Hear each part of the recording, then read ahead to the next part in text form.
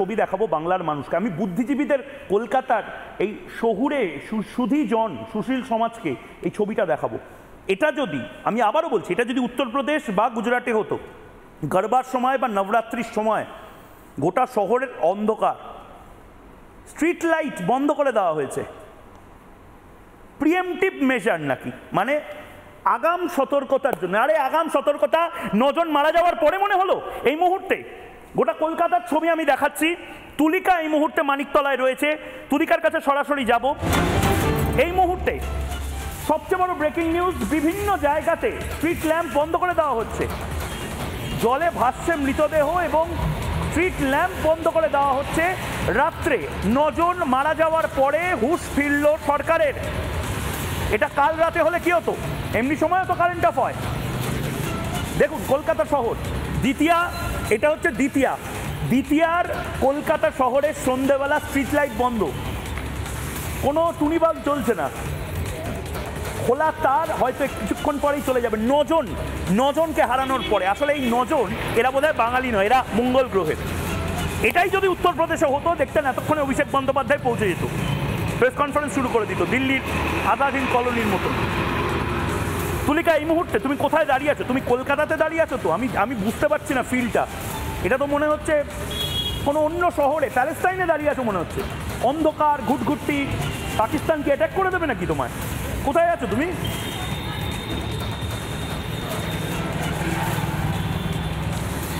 দেখো, শহর কলকাতাতেই দাঁড়িয়ে রয়েছে ময়ূক, যেখানে রাজাবাজার থেকে মানিকতলা যাওয়ার রাস্তাটা, আমি একটুখানি ওয়াসিমকে সেই ছবিটা দেখানোর কথা বলবো। গোটা রাস্তা এই মুহূর্তে অন্ধকারাচ্ছন্ন, যেখানে প্রত্যেকটি যে স্ট্রিট লাইট রয়েছে সেই স্ট্রিট লাইট কিন্তু বন্ধ করা রয়েছে, এবং এই রাস্তা দিয়েই যারা সাধারণ মানুষরা রয়েছেন তারা যাতায়াত করছেন, এভাবেই তারা যাতায়াত করছেন। তাদের সাথে কথা বলার চেষ্টা করবো। প্রত্যেক দিনকে এই রাস্তা দিয়ে যাওয়া হয়? হ্যাঁ। আর রাস্তায় আলো জ্বলে না, আজকে বন্ধ আছে। আজকে কেন বন্ধ হয়েছে? এই জলের পরিস্থিতির জন্য আগামী সতর্কতা কি নেওয়া যেত না কলকাতা পুরসভার পক্ষ থেকে? আমি বলতে পারবো না। একেবারে তুমি দেখতে পাচ্ছ এনারা কিন্তু অন্ধকারাচ্ছন্ন রাস্তা দিয়ে যাতায়াত করছেন, রাস্তা দিয়ে যাতায়াত করছেন। দুর্গাপুজোর দ্বিতীয়া এমন একটা ইস্যু ক্রিয়েট করে দেওয়া হলো, তুলিকা আমাদের সঙ্গে থাকো, অর্ণব আমাদের সঙ্গে থাকবে, এমন একটা ইস্যু ক্রিয়েট করে দেওয়া হলো যেন এটা একটা ভয়ঙ্কর কিছু, কিন্তু ঠিক 24 ঘন্টা আগে প্রেডিকশন ছিল, এবং সেই প্রেডিকশনের কাগজও এই মুহূর্তে আমার হাতে রয়েছে। আমি পিসিআরকে বলবো একবার সেই প্রেডিকশনের কাগজটা দেখাতে। ভেবে দেখুন, আজ কলকাতা শহর অন্ধকার সন্ধ্যাবেলার পর থেকে, কারণ বাবুদের মনে হচ্ছে এই 9 জন মারা গেছে, আবার কেউ মারা যেতে পারে। আমরা একটা সময় ফুটবল খেলতে যেতাম বৃষ্টি হলে, বাচ্চারা এখন ফুটবল খেলতে ভয় পাচ্ছে, সাইকেল করে জলের মধ্যে যেতে ভয় লাগছে। আমার নিজের ভয় লাগছে, আমার ছেলেমেয়েগুলো যখন এই মুহূর্তে রিপোর্টিং করছে রাস্তায়, হাঁটু জলে, কোমর জলে, ওদের কিছু হয়ে গেলে কে নেবে দায়িত্ব? মমতা বন্দ্যোপাধ্যায় বলে দেবেন সিএসসির কথা, সিএসসি বলে দেবে মমতা বন্দ্যোপাধ্যায়ের কথা। আমাদের দায় আমাদেরই। অর্ণব এই মুহূর্তে রয়েছে। অর্ণব, তুমি প্যালেস্টাইনে রয়েছে নিশ্চয়ই, আমার তো মনে হয় সিরিয়াতে রয়েছে। এত অন্ধকার, জম্মুতেও থাকতে পারো, অপারেশন সিঁদুরের সময় জম্মুতে ছিলে তুমি। কোথায় আছো? হাসছো কেন?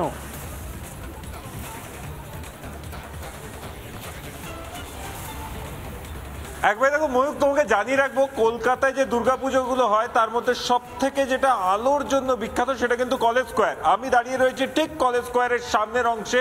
মূলত কলকাতা ইউনিভার্সিটির একদম বিল্ডিং দেখতেই পাচ্ছ, তার পাশে থাকা প্রতিটি বাতি স্তম্ভ বন্ধ।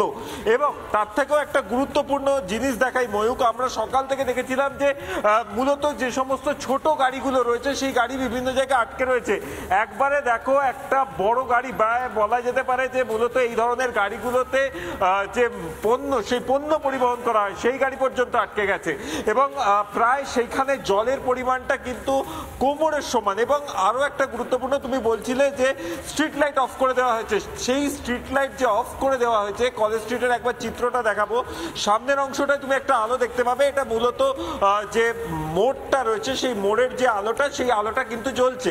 ঠিক এখান থেকে বাঁ দিকের অংশ, যেই অংশটায় কার্যত বলাই যেতে পারে তৃতীয়া কি চতুর্থী থেকে কার্যত লক্ষ লক্ষ মানুষের ঢল নামবে, তার কারণ তারা কলেজ স্কোয়ার দেখতে আসবে। উত্তর কলকাতার অন্যতম সেরা পুজো। আমার মনে হয় তুমি এই এরম ভাবে হাঁটাচলা করো না, কারণ আমার বা তোমার কিছু হয়ে গেলে মমতা বন্দ্যোপাধ্যায় বা তার অপদার্থ সরকার তার কিছু এসে যাবে না। সিএসসির বা মমতা বন্দ্যোপাধ্যায়ের এই টানাপোড়েনের মধ্যে আমাদের মা বাবা আমাদের পরিবারের এসে যাবে, আর বুদ্ধিজীবীদেরও কিছু এসে যাবে না। লেসার ইভিল বাবা, ওদের কিছু বলো না, লেসার ইভিল। সেকুলার কান্ট্রিতে এরকম কিছু কিছু জিনিস হতে পারে। হরগোবিন্দ দাস মারা গেছেন, 9 জন মানুষ মারা গেছেন, এই যেরকম পবন ঘরামি ইনি নিশ্চয়ই প্যালেস্টাইনের, এই যেরকম জিতেন্দ্র সিং ইনি নিশ্চয়ই বাংলার নন, ফিরোজ আলী খান। খবরটার এই মুহূর্তে আমি জানি না জবাব চাই বাংলা দেখতে দেখতে কিনা অর্ণবের ওখানে কিছুটা লাইট জ্বললো, সেটাও আমরা দেখাবো। কিন্তু আমি বাকিদের কাছে যাওয়ার আগে মমতা বন্দ্যোপাধ্যায় সিএসসিকে বলছেন, আর সিএসসি কি বলছে সেটা শোনাবো। কিন্তু মমতা বন্দ্যোপাধ্যায় সিএসসি নিয়ে কি বলছেন দেখুন।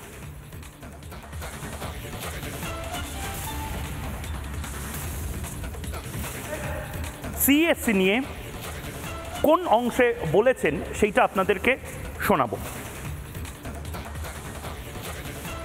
জন্য 8-9 জন মারা গেছে।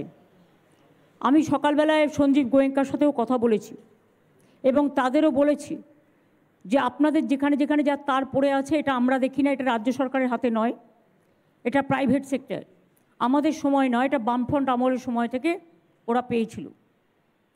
সেই বিদ্যুতের তারগুলো ঠিকমতো যত্ন করুন। এবং হাওড়ার কিছুটা অঞ্চল তার মধ্যে পড়ে, দক্ষিণ 24 পরগনা, উত্তর 24 পরগনা অনেকটা অঞ্চল পড়ে। যারা মারা গিয়েছে তাদের পরিবারকে সাহায্য করার এবং তারা যাতে কোনো কাজে সুযোগ পায় তার ব্যবস্থা সরকার করবে। কিন্তু বিদ্যুৎ দপ্তরও, বিশেষ করে সিএসসি দপ্তর, তাদের দায়িত্ব অস্বীকার করতে পারে না। তাদেরও 5 লক্ষ টাকা করে কম্পেনসেশন মিনিমামে ফ্যামিলিগুলোকে দেওয়া উচিত। যদিও মৃত্যুর কোনো বিকল্প হয় না, প্রায় 9 জন মারা গেছে ইলেকট্রিকিউশনের জন্য। নানা ধরনের কন্টেন্ট দেখার জন্য লাইক করুন, শেয়ার করুন আমাদের ফেসবুক পেজ, সাবস্ক্রাইব করুন আমাদের ইউটিউব চ্যানেল। পাশাপাশি অন্যান্য ব্রেকিং নিউজের জন্য অবশ্যই চোখ রাখুন রিপাবলিক বাংলায়।